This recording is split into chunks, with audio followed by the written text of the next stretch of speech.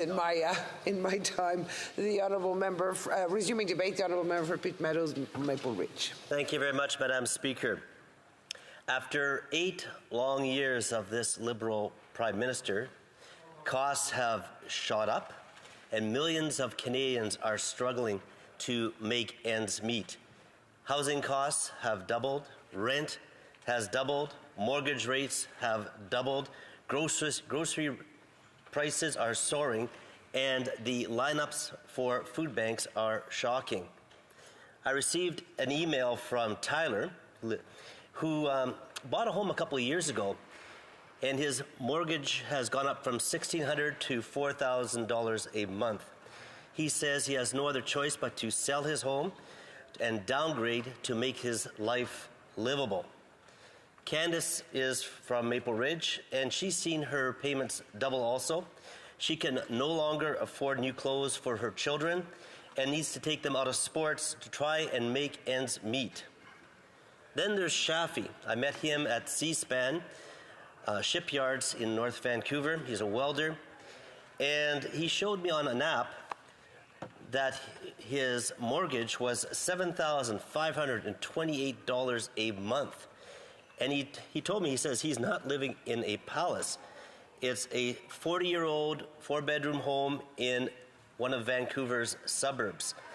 And he says he's being forced to work 7 days a week, 10-hour shifts, and he has no freedom. He says he cannot give his body a rest or he's going to lose his home. These aren't just stories, Madam Speaker. These are real lives, and where the same thing is happening across Canada. And the blame rests fully on this Liberal NDP coalition for their incompetency and ultimately, I would say, the lack of concern for Canadians. And they have shown a lack of basic understanding of economics or running a country. I'll take that back. They are good at running a country to the ground.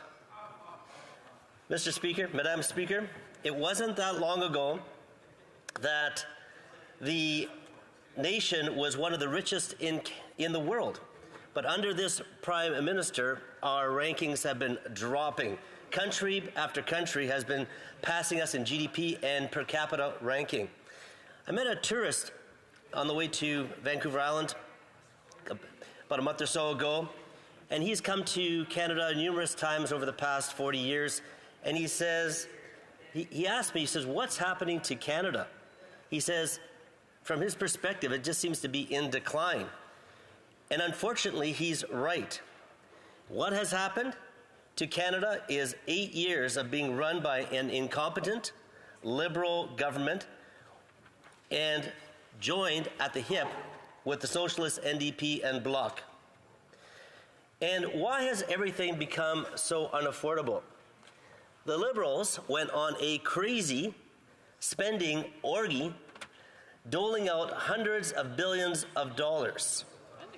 Yes, that, if you want to know the definition of that word is excessive and is indiscriminate indulgence in a specified activity. We'll call that spending.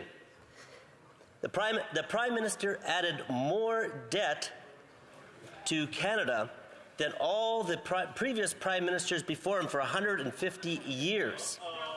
They've been absolutely careless with finances, and they've been racking up, for all intents and purposes, the credit card debt. And this has caused great problems, chaos. But they made sure that their friends and buddies and insiders have gotten their share. I think of the ArriveCan app scam, where millions of dollars have been spent or given essentially to a 2-person company in the basement of their house for no work other than send a few emails out. And something that should have cost a few $1,000s has cost millions of dollars. There's been scandal after scandal after scandal. It's almost become just part of the play, part of the narrative. Last week, we heard that the Green Slush Fund, the $1 billion Green Slush Fund, the chair of the Sustainable Development Technology had to resign as it and is under investigation by the RCMP because there was money that was going directly to her company and to her own self. And these are some of the buddies that we're seeing. And this is happening in I don't have time to talk about all the different situations and people that have gotten rich off of the Liberals. And one thing we will do, Conservatives, that we will turn over these stones. That's our objective here in Parliament, but also if we are elected in government. So the message, Madam Speaker, from the Liberals for a long time was essentially interest rates are low. So what's the danger of borrowing? We'll borrow, spend. Well, what has happened because of that? Well, for one thing, interest costs have escalated. We're now spending $51 billion on interest payments alone this year. That's more than we spend in health transfers. It is more than we are twice as much as we're spending on the military, the Canadian military, which is one of the very few things that the Liberals decide to cut back on, is the Canadian military in a time of great danger. We look at what happens with Russia attacking Ukraine, the situation with China, with all sorts of threats. The Liberals decide to cut the one important piece that they actually should be increasing, but that's typical for them. And so Canadians are suffering by their indulgence in spending, their addiction, and they keep on hearing the word, oh, we're investing. We the Liberals are investing in this and we're investing in that. Well, it's not their money, Madam Speaker. It's taxpayers' money. And their actions have also led to not just increased interest charge, but have led to significant rise in inflation. And anybody that goes to the grocery store can attest to that. People are not eating as nutritiously as before because of this. I met with a number of university students last week, and they're saying they're having a hard time making ends meet. They're using the food bank, and I talked to the president of the university and said that the lineups and the use of the food banks there has gone up dramatically. And actually, we're seeing 2 million Canadians a month go to the food banks. This is not good. And the Liberals and the NDP need to account for this. They can try and blame Harper from 8 years ago. It rests full square on their shoulders. Now, so what's happening here?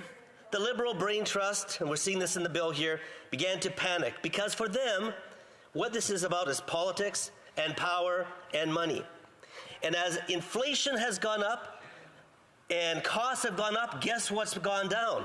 Their poll numbers. And that's causing a little bit of panic over on the government benches. So what have they been forced to do? Well, they've raised interest rates. It's a time-tested way to lower inflation. But what have they succeeded in doing? They have escalated the cost of carrying a mortgage. Half of mortgage owners will be renewing the mortgages in the next 2 years. $70,000 per month, and it's hitting them hard everywhere in Canada, especially the areas where there's the biggest mortgages, like in metropolitan Vancouver and Toronto, Victoria, and the other large centers. People are losing their homes and losing their quality of life, and this is real and it is painful. It is real and it is painful. Now, I know that one of the Liberal solutions is, we'll just extend their mortgage to 90 years, 100 years. Your great-great-great-grandchildren can pay off your mortgage. You can keep your home. That is not a solution. That is not a solution. So, Madam Speaker, I see that the Liberals have realized the big mess that they have done, and there's a political urgency, and what they have said is, let's take a piece of the Conservative Party policy and put their superhero outfits at, let's have no fear, we're here, we're going to help with some of the solutions. They took one of our solutions, right there, which was to take away the GST from rental housing, purpose-built, but there's a lot more they need to do. Thank you. Questions and comments?